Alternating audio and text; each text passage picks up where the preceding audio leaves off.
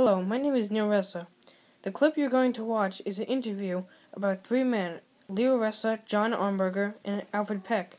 Each of these men were in the United States Army, and one was involved in the Vietnam War.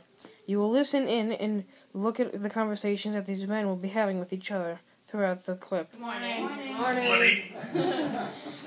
Luckily, everybody was able to be here today, so Neal has some questions, and hopefully what will happen is that we can listen in, and so they're kind of in a fishbowl, and we're going to be good listeners, and we can listen in on the conversation that they are having with each other.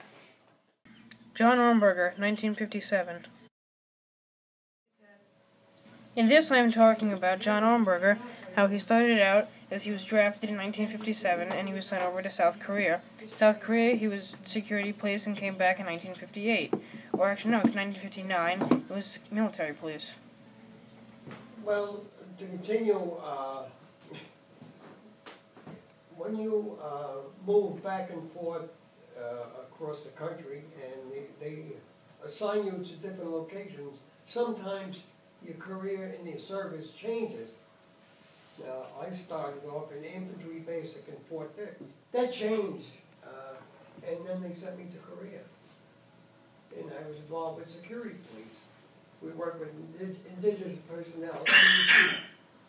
We worked with Koreans and regular Army people for a while. And then I was discharged. But after that, they put me into regular infantry outfit in reserve. So actually, you can never control where you're going to be assigned. And then they just retrain you again. So you never know about your career in the service. John Ohrnberger in South Korea, 1958. Alfred Peck, 1968. In this, I'm talking about Alfred Peck when he went from Winter University, graduated as second lieutenant, and was sent over to Vietnam during the Vietnam War, and then eventually came home and then was discharged and was out of the Army. Well, during the Vietnam War, most people were going to be drafted once they graduated from high school. So since I was going to college, I decided that I would go to an ROTC college, which is Reserve Officers Training Center, and so that I would go into the military as an officer rather than an enlisted man. And I graduated from the Pennsylvania Military College as a second lieutenant, went to Fort Benning, Georgia for basic officers training, from Fort Benning to Fort Ord, California as a platoon leader, from Fort Ord, California to Panama, Fort Sherman to learn jungle warfare, from Fort Sherman to Saigon, where they shipped me down south to a place called Ben Lock, where I became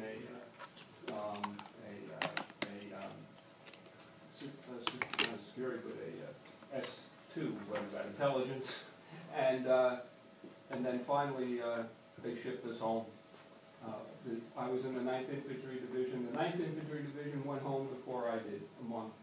They shipped the whole division home, but I stayed for one more month and then came home. Alfred Peck, standing in the middle, 1968. Leo Ressa, 1954. In this, I am talking about Leo Ressa, who went to LaSalle Military Academy.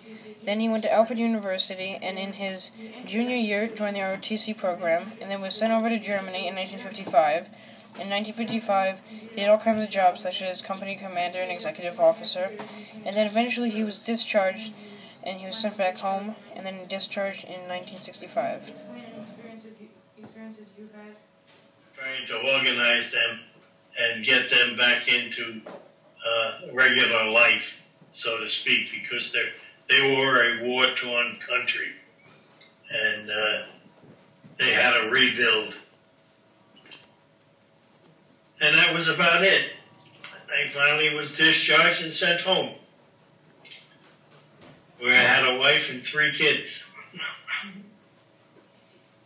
So I didn't really go into the reserve because it would have taken too much of my time, and I had to support children that I had. The outfit that I was in was the 10th Mountain Division, 87th Regiment, 3rd Battalion. Leo Ressa, sitting on the Jeep, 1955. Go ahead.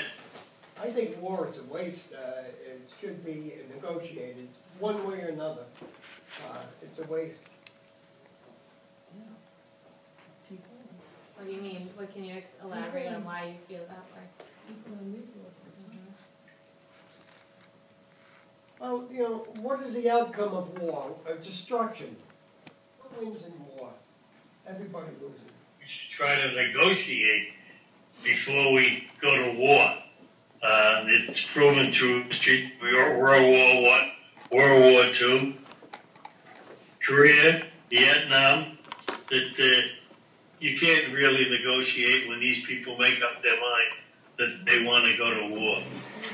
But the thing is to end it as quickly Excuse me, can you as please send your attendance? Sure. Pardon? Go ahead, keep going. I'm saying to end it as quickly as possible and come to some peaceful solution. You think about it, and they were the poorest. Just shows you. And technology, they lead in technology. It's the people that drive. They've always been held down, and just like any country, you give them a horse, you give him his head, and he goes. But you're, to bring it down to a level that maybe when we're left behind in the country where the people are leaving, and other parts of the world that don't benefit because the war is going on. You just said war is a projection of power. So if you relate that to bullying and you say that you don't like somebody so you shoot them or you take over their families, is that the way to solve a problem? And you obviously know the answer to that, but it's almost the same thing on a much bigger level. It's people who can't solve a conflict that need to solve it. But sometimes the reasons are for the power. Go ahead. I think another thing that causes a problem when you think about war is that the movies glorify it. They make it sound like it's such a wonderful thing to go and fight. Yes. Rebuild. Yes. What did the general tell you when you were there? Let's see. I guess he told us. So that's a pretty big job, a responsibility for a nation that is having a lot of peace and prosperity in their nation to send their men over to other countries who are not doing well. That's a big responsibility for a nation. And we had to protect this country too. There were a lot of other countries that were, that had a desire to have what we had. They would like the same, I think. So you had to protect us, the threat of them coming over here. They hadn't signed a peace treaty. No, right, it still hasn't. In fact, Korea still hasn't signed a peace treaty. It's still a threat. Right, It's you just hear a truce. they're shooting off missiles and they're trying to get the nuclear bomb so that they can blow up whoever they want to. Crazy. So when we go into the next decade for It was called the Cold War era, and we had to prove to the Russians that we were just as nasty as they were. And so when the Russians started and the Chinese started to back the North Vietnamese, we naturally had to step in and back the South Vietnamese. It was Korea all over again. what were we scared of? I don't know if we were scared of much of anything other than the fact that they called it the domino effect. This is the end of the interview. Thank you for watching. I hope you enjoyed listening about all of three of these men's experiences in the United States Army, and how it affected their lives, and how war affects everybody, and it affects other countries, and it affects countries, and it hurts people, and it's never a good thing. Thank you again. Why did you leave it like that? That's all. You fine. I thought you were going to stop. No, tissue. What do you want from me? Has a